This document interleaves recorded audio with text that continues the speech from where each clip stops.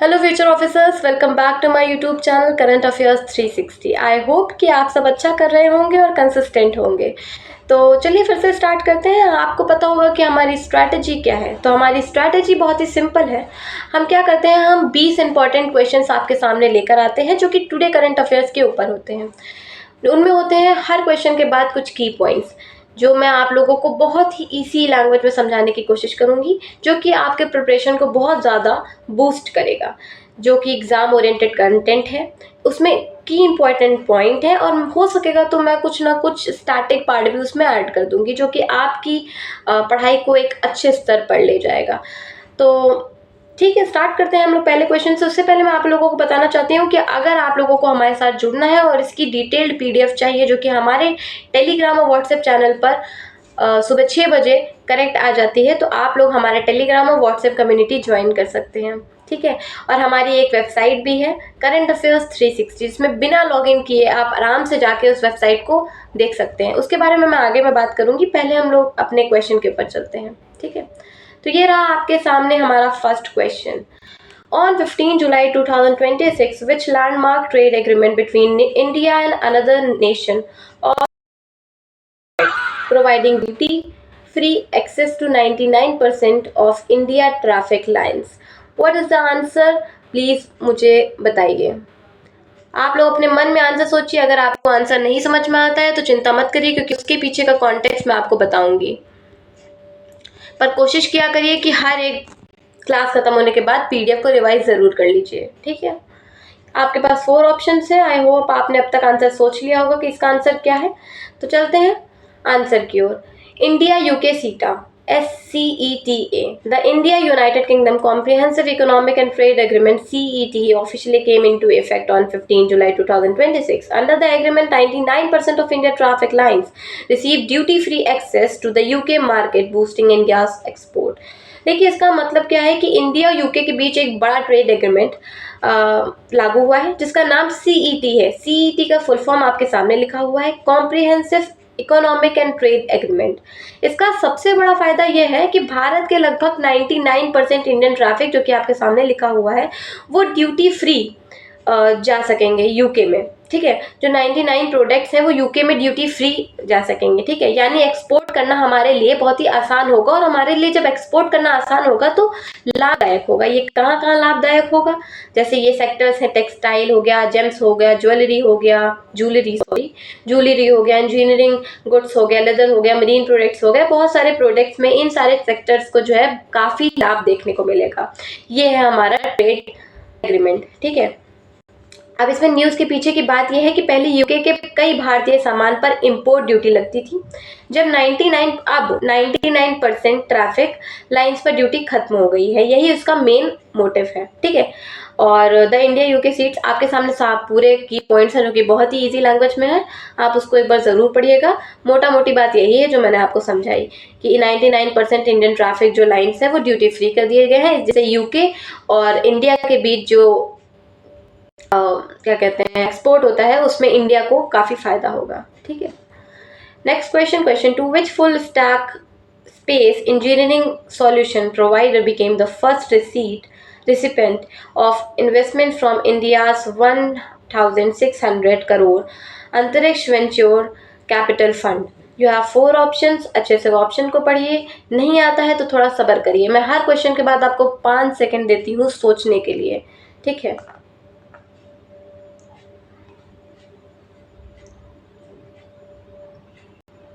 जैसा कि मैंने अभी पहले क्वेश्चन में आप लोगों को बताया, आई थिंक आपको ये चीज़ बहुत अच्छी तरीके से पता होगी कि यूके की कैपिटल हमारी लंदन है, और जो करेंसी है वो पाउंड स्टर्लिंग है। ठीक है, इसको याद रखिएगा। कैपिटल और क्या उसे बोलते हैं करेंसी, ये दो चीज़ें ऐसी हैं जो आप लोगों को अच्छी तरीके से याद होनी चाहिए हर देश की। ठीक है, तो आगे चलते हैं।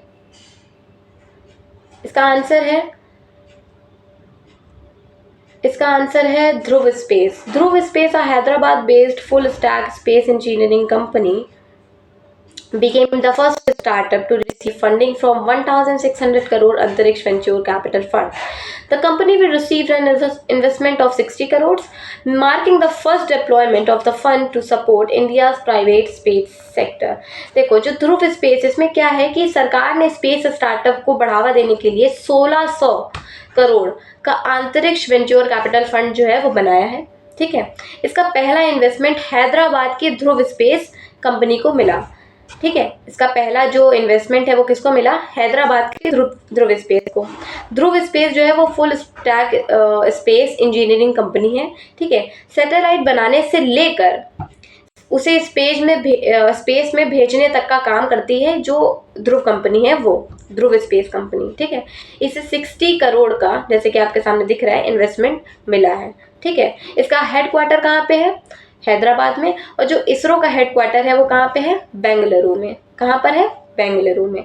ध्रुव space development satellite platform, launch integration and ground station solutions, providing end to end space engineering services, ये सब कुछ प्रोवाइड करता है। मतलब कि जैसा मैंने आपको बताया कि सैटेलाइट बनाने से लेकर स्पेस में पहुंचाने तक का पूरा काम ध्रुव स्पेस कंपनी करती है। Next question, Question number 3. Under the revised guidelines of CBSE, students of which batch must clear a school-based third language R3 assessment to receive their class 10th pass certificate? I think आपको इस news के बारे में पता होगा, लेकिन फिर भी क्वेश्चन है तो आपको बताना होगा कि CBSE ने थर्ड लैंग्वेज रूल के बारे में क्या चीज़ और कब निकाली है, कौन से बैच के लिए ये चीज़ निकाली है। इसका आंसर है 2027 टू 2028 बैच के लिए ये चीज़ निकाली गई है।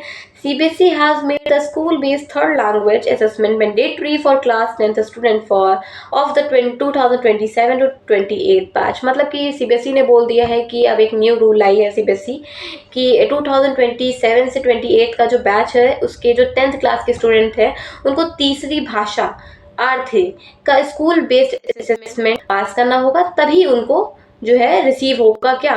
क्लास 10th का पास सर्टिफिकेट। ठीक है, तो 3 लैंग्वेजेस हैं, उसमें से जो 2 लैंग्वेजेस होंगी वो हमारी नेटिव भारतीय इंडियन लैंग्वेज होंगी और एक जो होगी वो बाहर की होगी। ठीक है, तो जो हमारी नई शिक्षा नीति है NEP 2020 के तहत ये बदलाव लाया गया है। 3 लैंग्वेज जो है वो पढ़नी होंगी, इसमें से 2 भाषा जो होंगी वो भारतीय होंगी। ठीक है, NEP 2020 में आया था, आप लोगों को पता होगा। और आई थिंक कि NEP से जुड़े क्वेश्चन हमारे एग्जाम में आ सकते हैं, तो इसके ऊपर थोड़ा सा ज़्यादा ध्यान दीजिएगा।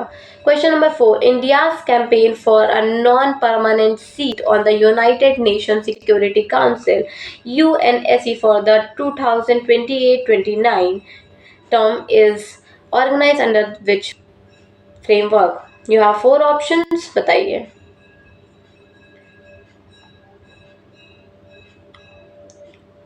आई होप कि आप लोगों को समझ में आ रहा होगा। अगर आप लोगों को कोई भी दिक्कत आती है तो आप कमेंट सेक्शन में मुझे आराम से बता सकते हैं। ठीक है, मैं कोशिश करूँगी कि मैं अपने आप को और थोड़ा अच्छे तरीके से आपके सामने पेश करूँ, जिससे कि आपको समझ में आए। ठीक है, और इजी तरीके से एक्सप्लेन करने की कोशिश करूँगी। तो अभी तक आप लोगों ने आंसर देख लिया होगा, मतलब समझ गए होंगे आंसर कि क्या आंसर है। अगर आपको नहीं समझ में आया तो कोई बात नहीं, इसका आंसर है Shanti. India launch its campaign for a non permanent seat on the United Nations Security Council for the 2028-29 term under the Shanti framework. ठीक है, भारत ने 2028 से 29 के लिए UN सिक्योरिटी काउंसिल की नॉन परमानेंट सीट, जैसा कि सामने आपको दिख रहा है, जीतना चाहता है। ठीक है, जीतना चाहता है। इसी कैंपेन का नाम जो है वो रखा गया है क्या? शांति फ्रेमवर्क। इस कैंपेन का नाम क्या रखा गया है? Shanti. Shanti stand for security holistic advancement through norms, trust and integrity, reflecting India's vision for global peace and cooperative governance. ठीक है, शांति का जो पूरा मतलब है वो मैंने आपको बता दिया। ठीक, स्ट्रैटेजी का अगर हम पार्ट देखें तो UNSC के में 15 मेंबर्स हैं। यहाँ पे लिख नहीं रखा है, पर आप लोग एक जगह जाएँ तो नोट कर लीजिए। इसलिए मैं कहती हूँ कि एक बार कॉपी और पेन लेके बैठा करिए। करंट अफेयर्स पढ़ने के लिए सिर्फ ऐसी चीज़ें नहीं होती हैं।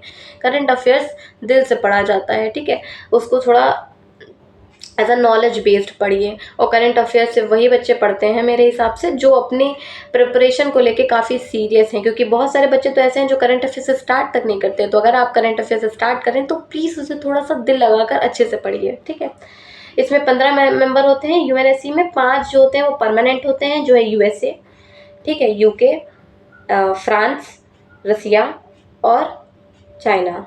यूएसए, यूके, फ्रांस, रशिया और चाइना। 10 जो है वो नॉन परमानेंट है, जो 2 साल के लिए चुने जाते हैं, जिसका नाम आप बताएंगे कमेंट सेक्शन में, ठीक है। तो फिर उसके बाद हम लोग नेक्स्ट क्वेश्चन पे चलते हैं। The eighth India-Japan Defense Policy Dialogue focusing on maritime security and defense equipment collaboration was recently held in which city? Question अच्छे से पढ़ो, उसके बाद उसका आंसर बताओ। और देखो, मैं ये स्ट्रैटेजी इसलिए फॉलो कर रही हूँ क्योंकि मुझे लगता है कि ये स्ट्रैटेजी आपके लिए काफ़ी अच्छी है। तो अगर आप लोगों को थोड़ी भी दिक्कत है तो आप लोग अपने बारे में, कि अगर आपको किस तरीके से चाहिए, क्या क्या चीज़ें और चाहिए, वो आप हमें बता सकते हैं।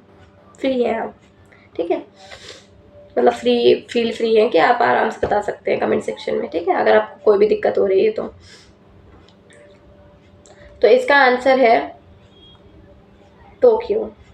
Question answer number C, Tokyo. The 8th Indian-Japan Defense Policy Dialogue was held in Tokyo, Japan on 13 July 2026. The dialogue focused on enhancing cooperation in maritime security, defense equipment and military collaboration between the two countries. ठीक है, देखो, भारत और Japan के बीच जो रक्षा सहयोग है बढ़ाने के लिए 8वीं डिफेंस पॉलिसी डायलॉग टोक्यो में हुई। इसमें मैरीटाइम सिक्योरिटी और क्या है, डिफेंस इक्विपमेंट पर चर्चा हुई। किसके बारे में चर्चा हुई? मैरीटाइम सिक्योरिटी और डिफेंस इक्विपमेंट, इन दोनों के बीच में चर्चा हुई। देखिए, बिटवीन टू कंट्रीज, ठीक है, दोनों देशों इंडो पैसिफिक रीजन से साथ मिलकर काम कर रहे हैं। किसके साथ मिलकर काम कर रहे हैं? इंडो पैसिफिक रीजन के साथ मिलकर काम कर रहे हैं, ये देखिए लिखा हुआ है, ठीक। और फोकस था कि समुद्री सुरक्षा और रक्षा तकनीकी जो है वो बढ़ाई जाएगी, ठीक है, उसी के ऊपर काम, मतलब उसी के ऊपर बातचीत हो रही है। जो जापान की जो कैपिटल है वो आपको पता होगा कि टोक्यो जापान की कैपिटल है, ठीक है। इसकी करेंसी होती है येन, ठीक है, करेंसी क्या होती है? येन। तो इसमें लिख नहीं पाता, इस वजह से मैं नहीं लिखती हूँ। चलिए, ठीक है, आगे चलते हैं। तो हमारे सामने है question number 6। India has initiated the ASHAPS program to develop indigenous stratospheric airships for surveillance. What does the acronym ASHAPS stand for? बताइए क्या होगा इसका answer? ASHAPS stand for. You have 4 options and 5 seconds to know the answer, to give the answer. The answer is airship based high altitude pseudo satellite, ठीक है। देखिए, इसका मतलब क्या है? Airship based high altitude satellite indigenous programme development strategic airship for long term typically above 20 kilometre providing continuous surveillance over a designated area. देखो, भारत में ASHAPS programme जो है वो शुरू किया गया, ठीक है। इसका मकसद क्या था कि ऐसे एयरशिप बनाना जो लगभग कितने 20 किलोमीटर की ऊंचाई पर लंबे समय तक उड़ सके और लगातार निगरानी कर सके, ठीक है। तो ये इसका मेन मोटिव था। ये सैटेलाइट नहीं है ये, लेकिन सैटेलाइट जैसा ही काम करता है। ये सैटेलाइट नहीं है लेकिन सैटेलाइट जैसा काम करता है। बॉर्डर सिक्योरिटी, डिजास्टर मॉनिटरिंग और क्या कहते हैं, कम्युनिकेशन में काम आएगा। इससे विदेशी टेक्नोलॉजी पर निर्भरता कम हो जाएगी, ठीक है। ये देखो लिखा हुआ है, border surveillance, intelligent gathering, disaster management, communication and environment monitoring, इन सब के लिए काम आएगा, ठीक है। और जो हमारी विदेशी जो निर्भरता है वो भी कम हो जाएगी, ठीक है। स्ट्रेटोस्फीयर लगभग 12 से 50 किलोमीटर के बीच होता है, ठीक है। ASHAPS लगभग 20 किलोमीटर प्लस की ऊंचाई पर काम करेगा, यही इसका जो है वो मोटिव है, ठीक है। तो अब हम लोग चलते हैं नेक्स्ट क्वेश्चन पे। Question number 7, the first export consignment of 5 tons of Ladakh premium Halman apricots was flagged off for which country on 15 July 2026? बताइए इसका आंसर क्या होगा? The first export consignment of 5 tons of Ladakh premium Halman apricots was flagged off for which country on 15 July 2026? या 4 options. वैसे कुछ बच्चे ये पूछ रहे थे कि मैम हमारे पास हम डेली पीडीएफ तो देख लेते हैं, ठीक है, लेकिन हम जब डेली याद करते हैं तो हमारे पास मंथली कुछ नहीं होता है, तो उसी का सॉल्यूशन हम लोग ले आए हैं। करंट अफेयर्स 360 जो वेबसाइट है उस पर अगर आप जाएंगे, जैसे ही आप करंट अफेयर्स 360 डालेंगे सबसे पहली वेबसाइट हमारी खुलेगी, ठीक है, और उस वेबसाइट पर जाते ही आपको आराम से साइड में एक बार दिखेगा हैमबर्गर टाइप्स, है ना, उस पे जाकर आप ई बुक्स वाले ऑप्शन को देख सकते हैं, जहां पर 9 रुपए में, मात्र 9 रुपए में मंथली ई बुक जो है वो अवेलेबल है करंट अफेयर्स की, ठीक है, और भी सब्जेक्ट वाइज ई बुक जो है वो 25 रुपए में अवेलेबल है। और 9 रुपए बहुत बड़ी रकम नहीं होती है, ठीक है, आप एक चिप्स खाते हो और उसमें ही 9 रुपए बर्बाद हो जाते हैं, 10 रुपए बर्बाद हो जाते हैं, तो आप एक चिप्स का पैसा अपनी पढ़ाई में ज़रूर लगाइए, ठीक है।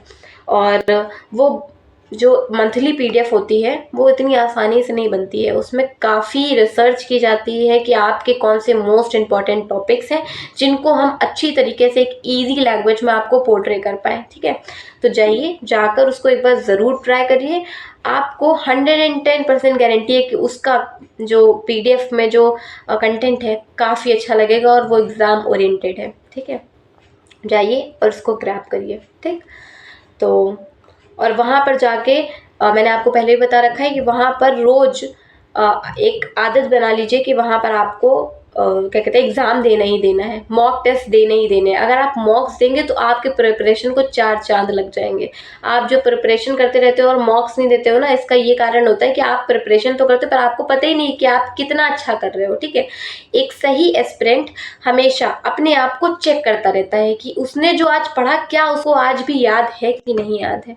मैं ये नहीं कह रही हूँ कि अगर आपके नंबर कम आ रहे हैं तो आप उसको दिल पे ले लो, नहीं, उससे सीखो, उसे याद करो। अगर आपको लग रहा है कि ये सब्जेक्ट आपका कमज़ोर है तो उसके ऊपर और ज़्यादा अच्छी तरीके से ध्यान दो, ठीक है। तो बस, और करंट अफेयर्स एक ऐसी चीज़ है ना जिसके ऊपर काफ़ी अच्छी तरीके से ध्यान देने वाला और एक अच्छा स्कोरिंग सब्जेक्ट है अगर आप अच्छी तरीके से पढ़ेंगे तो, ठीक है। तो इसका आंसर है यूनाइटेड अरब एमिरेट्स, यूएई, ठीक है। इसके की पॉइंट्स हैं, जरा हम समझ लेते हैं कि क्या की पॉइंट्स हैं इसके। देखो, लद्दाख के मशहूर जो हलमन एयरपोर्ट है, ठीक है, उन हलमन एप्रिकॉट, सॉरी एयरपोर्ट बता रही हूँ, हलमन एप्रिकॉट, ठीक, from Ladakh was flagged of for the United Arab Emirates UAE on 15 July 2026. The consignment was flagged off from Ladakh Bhavan, New Delhi, marking as a significant milestone from the region horticulture sector, ठीक है। लद्दाख के मशहूर हलमन apricot मतलब खुबानी की पहली 5 ton खेप UAE भेजी गई। इससे किसानों की अंतर्राष्ट्रीय बाजार मिलेगा और उनकी जो आय है वो भी बढ़ेगी, ठीक है।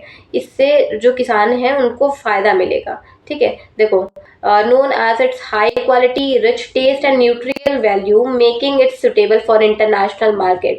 जो हलमन एप्रिकॉट है is a premium fruit of Ladakh, premium fruit है लद्दाख का, नोन फॉर इट्स, ये किस लिए जाना जाता है, उसकी हाई क्वालिटी के लिए, रिच टेस्ट के लिए, न्यूट्रिशनल वैल्यू के लिए ये दिखाता है, और इसको इंटरनेशनल मार्केट में एक अच्छी पोजीशन जो मिलेगी वो उसके लिए भी सूटेबल है, ठीक है।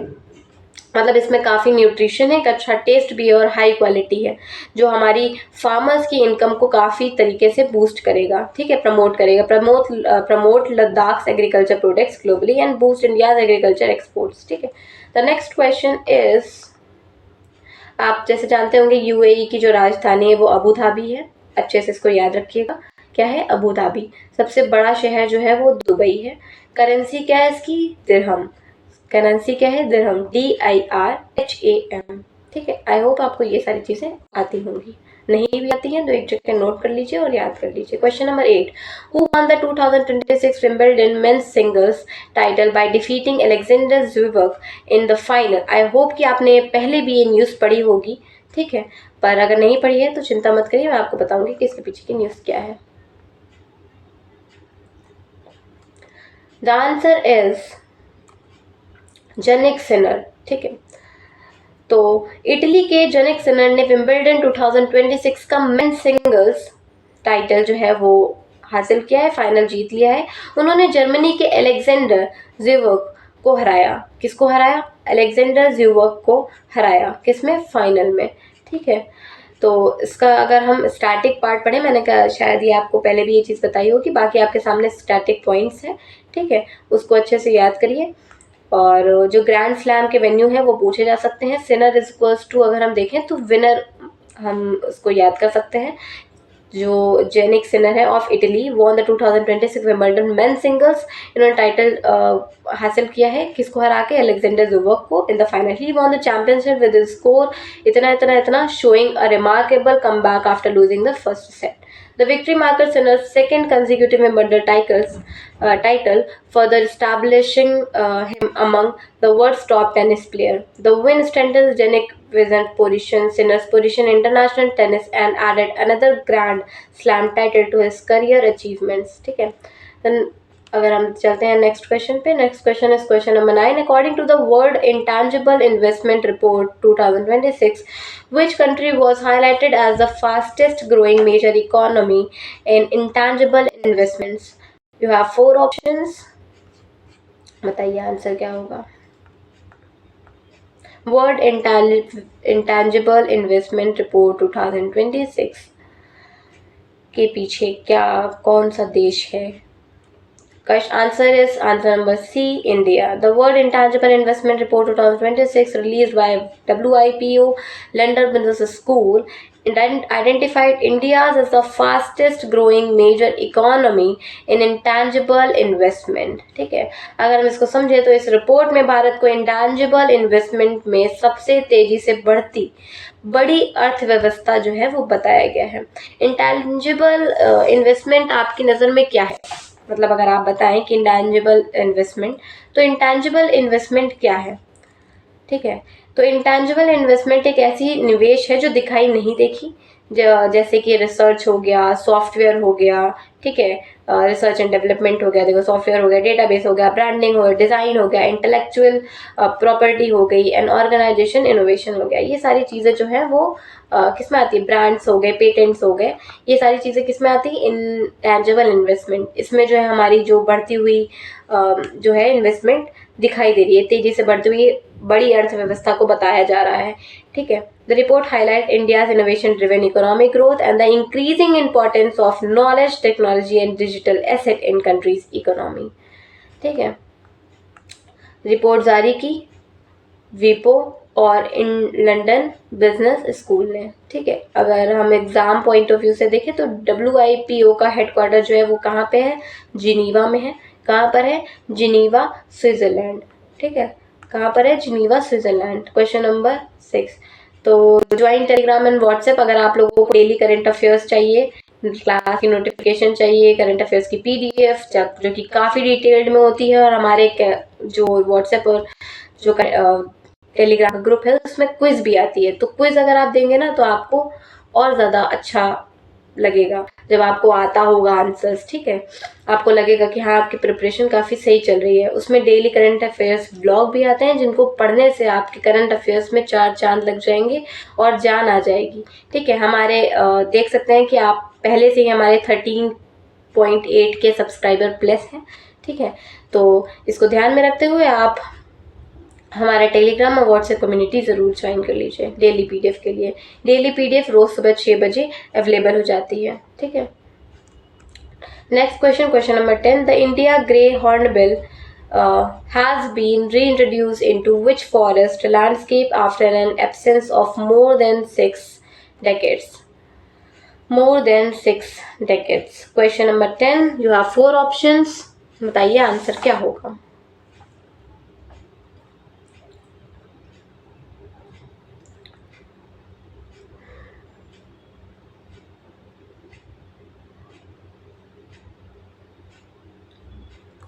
Answer is Gir forest. The Indian grey hornbill has successfully reintroduced into the Gir forest of Gujarat after an absence of more than 60 years.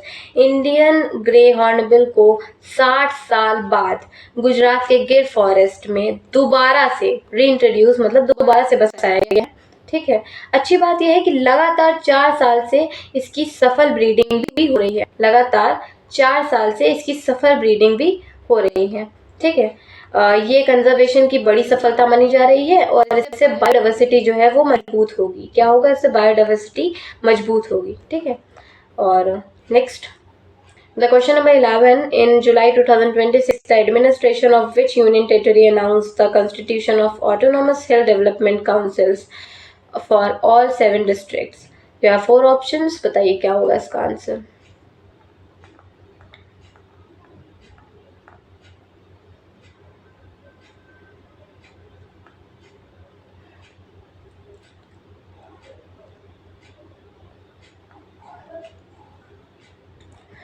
Question answer is answer number B, Ladakh. The Ladakh administration announced the establishment of autonomous hill development council.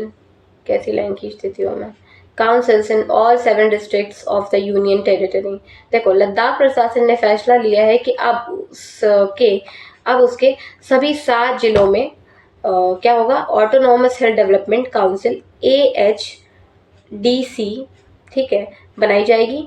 इसका मतलब है कि स्थानीय लोग जो वहाँ पर रहते हैं उन लोगों को अपने इलाकों के विकास से जुड़े हुए, मतलब अगर उसके क्या कहते हैं, जो भी विकास से डेवलपमेंट से जुड़े हुए जो फैसले होते हैं वो लेने का ज़्यादा भाग ले सकेंगे. मतलब वो जो है उस पर ज़्यादा अपना जोर दे सकेंगे. मतलब उनको उस चीज़ का जो है वो गवर्नमेंट की तरफ से वो मिल गया है. स्थानीय लोग अपने इलाकों के विकास से जुड़े फैसलों को ज़्यादा भाग ले सकेंगे. ठीक है, अपने मतलब उसमें ज़्यादा भाग ले सकेंगे. मैं क्या बोल रही हूँ, ठीक है. तो पहले सिर्फ जो लेह और कारगिल था उसमें काउंसिल थी, अब शाम, नुब्रा, है ना, जंस्कर और द्रास में भी बनी रहेगी. इससे लोकल गवर्नेंस जो है वो भी मजबूत होगा. जैसे लिखा हुआ है, strengthen local self governments, promote decentralisation administration and improve the implementation of development programme. The initiative arms the balance of. ये पढ़ लीजिएगा एक बार अच्छे से. मैंने जो आपको बताया वो यही है. डेवलपमेंट को लेके जो वहाँ के रहने वाले लोग हैं उनको उसमें ज़्यादा वो लोग भाग दे पाएंगे. ठीक है, और मतलब उनका उसमें हाथ है कि वो अब जो है उसके बारे में बोल पाएंगे खुलकर. ठीक है, the main thing is this. Question number 12. The preliminary report of the Independent International Scientific Panel on AI released by the United Nations (UN) warns of a growing disparity in computing resources called the. क्या होगा बताइए. You have 4 options and the answer is tick tick tick. The answer is compute divide.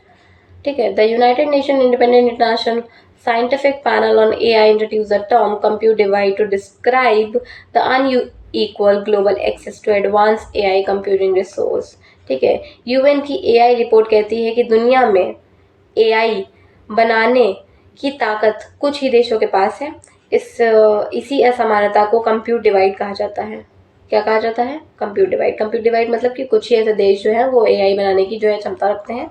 ठीक है, America के पास दुनिया की लगभग 75, इसमें लिखा हुआ है जैसे कि अमेरिका के पास दुनिया की 75 AI कंप्यूटिंग कैपेसिटी है. गरीब देशों के पास इतने पावरफुल कंप्यूटर नहीं होते हैं. इससे AI डेवलपमेंट में अंतर जो है वो बढ़ सकता है. इसे ही हम कंप्यूट डिवाइस कहते हैं. डिवाइड, कंप्यूट डिवाइड कहते हैं. The compute divide may limit the ability to development country to build, train and deploy advance artificial intelligence model widening the global technology. ठीक है. The question number 13, under the hardware track of NIDA 2.0 drone challenge, students are required to build controllers using which indigenous microprocessor development by CDAC.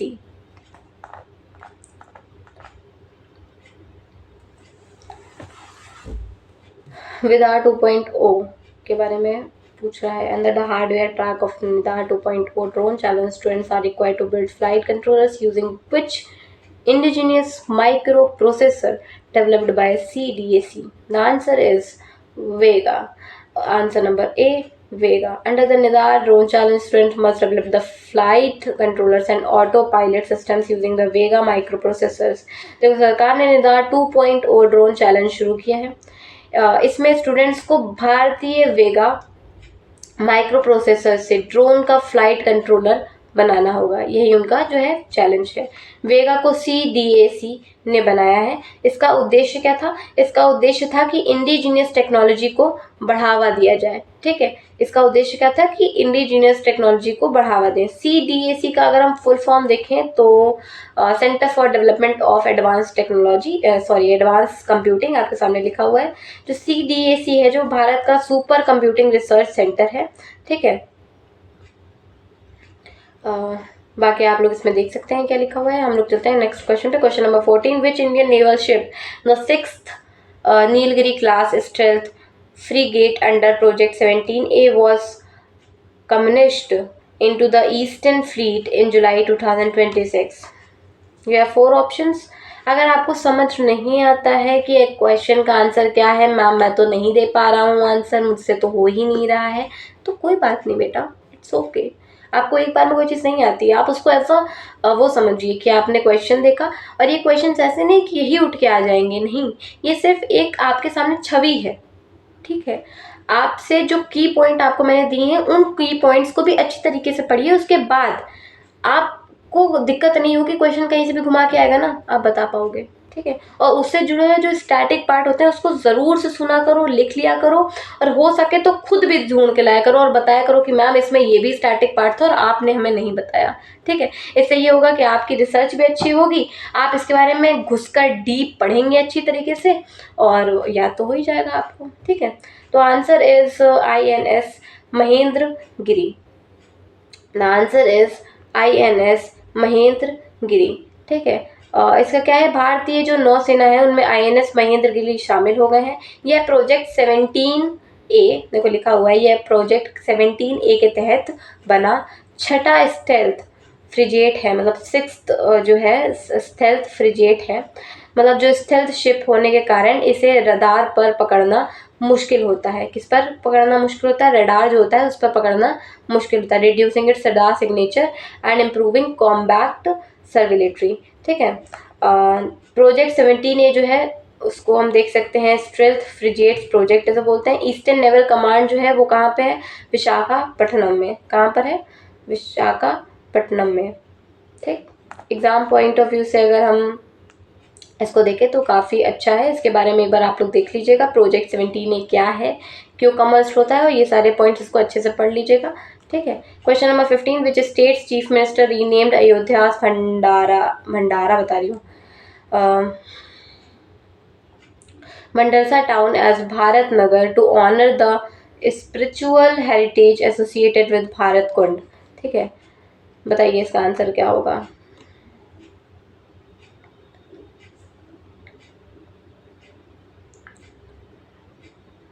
The answer is Uttar Pradesh. Uttar Pradesh Chief Minister Yogi Adityanath renamed Bhardasa town in Ayodhya district as Bharat Nagar.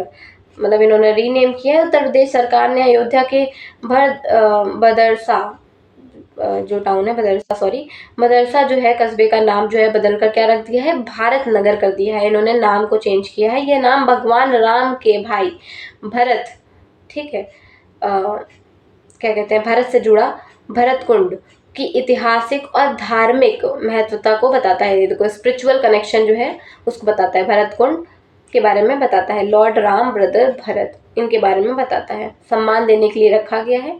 ठीक है, ये नाम परिवर्तन सांस्कृतिक और धार्मिक विरासत को सम्मान देने के उद्देश्य से रखा गया है। ठीक है, यह अयोध्या जिले में स्थित है और आपको जैसे पता ही होगा अयोध्या जिले में स्थित है। ठीक है, और ये स्पिरिचुअलिटी से जुड़ा हुआ है और जो भगवान जी को सम्मान देने के लिए ये इसका जो डिस्ट्रिक्ट है इसका नाम क्या रख दिया गया है? भारत नगर रख दिया गया है। ठीक है, question number 16, the government approved the 3000 crore Aastha one scheme for the conservation and restoration of which ecological sites? You have 4 options to give the correct answer. Answer is sacred groves. अब इसका क्या मतलब है? सरकार ने 3000 करोड़ देखो लिखा हुआ है सरकार ने 3000 करोड़ की आस्था वन योजना शुरू की है। ठीक है, इसका उद्देश्य क्या था कि देश भर में सैक्रेड ग्रोव्स मतलब जो देवी देवता होते हैं, देव वन पवित्र जंगल को बचाना और दोबारा से विकसित करना है। ठीक है, सैक्रेड मतलब होता है पवित्र, आई थिंक आपको पता होगा। सैक्रेड ग्रोव मतलब जो भी पवित्र जंगल है उनको बचाना है और दोबारा से विकसित करना है। ठीक है, भारत के कई जंगल ऐसे हैं जिन्हें लोग मतलब धार्मिक आस्था से मतलब जोड़कर बचाते आए हैं। सरकार लगभग 15,000 सैक्रेड ग्रोव्स जो है उनका संरक्षण करेगी। इससे बायोडाइवर्सिटी, जल स्रोत और दुर्लभ पौधों की रक्षा होगी। देखो, maintaining natural water sources and supporting local ecosystems, biodiversity, protecting endangered and plant species. ठीक है, समझ लो क्या हो जाता है कभी कभार मुझे। Question number 17, in the early hours of 15 July 2026 Spain reached the 2026 FIFA world cup final after defeating which country in the semifinal. ठीक है, बताइए 2026 world cup final after defeating which country in the semifinal. The answer is, अगर आपका answer C था तो आप answer गलत कर रहे हैं शायद, और अगर आपका आंसर बी था तो आंसर बी है। Answer number B, France. ठीक है, Spain defeated France 2-0 in the FIFA World Cup 2026 semifinal to qualify for the final. ठीक है, स्पेन ने फीफा वर्ल्ड कप में के सेमीफाइनल में फ्रांस को 2-0 से हराकर फाइनल में जगह बनाई। देखो, शायद मैं इस चीज़ को सही से पढ़ नहीं पा रही हूँ क्योंकि मैं जो है वो क्रिकेट, बैडमिंटन, कोई भी तरीके का स्पोर्ट जो है वो नहीं देखती हूँ, तो प्लीज़ मुझे इस चीज़ के लिए मत बोलिएगा, मुझे इसका कुछ वो नहीं पता है। ठीक है, देखते हैं next question. Question number 18, the PM internship scheme pilot round 3 effective April 2026 introduced major changes. What is the revised monthly stipend for interns under this round? कितना स्टाइपेंड मिलेगा ये बताइए। The answer is 9,000. ठीक है, and the pilot round 3 of the PM internship scheme, the monthly stipend for interns was increased 5,000 to 9,000। मतलब ये हुआ कि पीएम मोदी ने इंटर्नशिप की जो स्कीम थी पहले 5,000 थी, अब 9,000 कर दी गई है। ठीक है, इसमें also expanded the eligible group of 18 to 21 years to 18 to 25 years। पहले 21 साल तक बच्चों के लिए था, 25 ईयर्स के बच्चों के लिए भी अलाउ कर दिया गया, यूथ के लिए। ठीक है, और बस यही था, एज लिमिट भी बढ़ा दी गई है बस।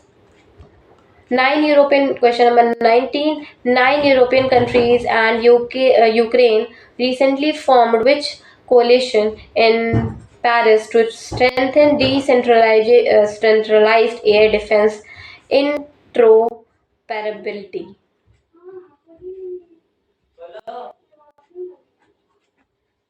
Interoperability. Question number 19. Last but not the least, you have 4 options. बताइए क्या होगा इसका answer.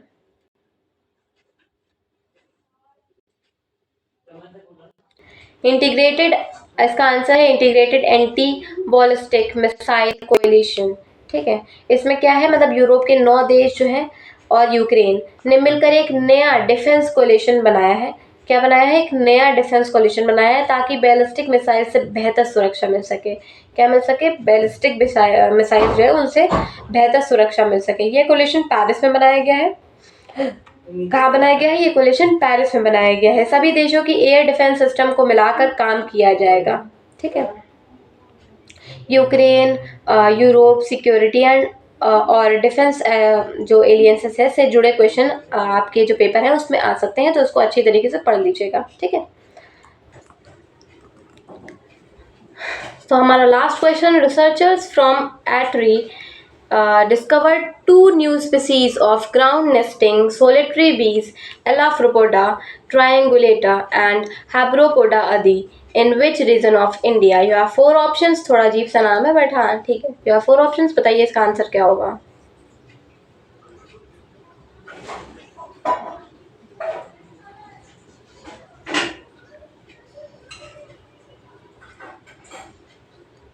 The answer is Arunachal Pradesh. Researchers from the Ashok Trust of Research in Ecology and Environment discovered two new species of ground nesting solitary bees in the Siang Valley of Arunachal Pradesh. देखो मोटा मोटा इसका मतलब ये है कि वैज्ञानिक है जो मतलब जो रिसर्चर्स हैं उन्होंने अरुणाचल प्रदेश की सियांग घाटी में मधुमक्खियों की दो नई प्रजातियां जो है न्यू स्पीशीज जो है वो खोजी हैं। इनमें से एक का नाम जो है वो स्थानीय एदी जनजाति के नाम से रखा गया है। ठीक है, नई स्पीशीज के नाम आपने देखे ही थे, एला प्रबोडा और ट्राइंगुलेटा, शायद मैं सही से नहीं बोल पा रही हूँ बट थोड़ा अजीब सा नाम है, और दूसरा है हेब्रोपोडा अदी। ठीक है, खोज A3 के रिसर्चर्स ने की है।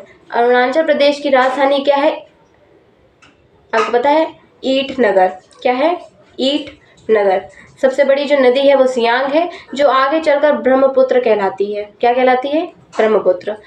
तो ठीक है, आज के लिए इतना ही। फिर से मिलते हैं हम लोग कल सुबह। ऐसे ही मुस्कुराते रहिए, हंसते रहिए और पढ़ते रहिए। कंसिस्टेंटली आपकी पढ़ाई बहुत ज़रूरी है। जैसे आपके बाकी सब्जेक्ट ज़रूरी हैं वैसे ही करंट अफेयर्स भी ज़रूरी है। और एक बार जाके हमारा करंट अफेयर्स 360 जो है वेबसाइट, उसको ज़रूर से देखिएगा। ठीक है, भरोसा करिए उस पर, आपको आपके ही काम की चीज़ें दिखेंगी और आपका भरोसा टूटेगा नहीं। और हमारा टेलीग्राम और व्हाट्सएप कम्युनिटी ज़रूर ज्वाइन कर लीजिए। ठीक है, bye bye, tata, see you.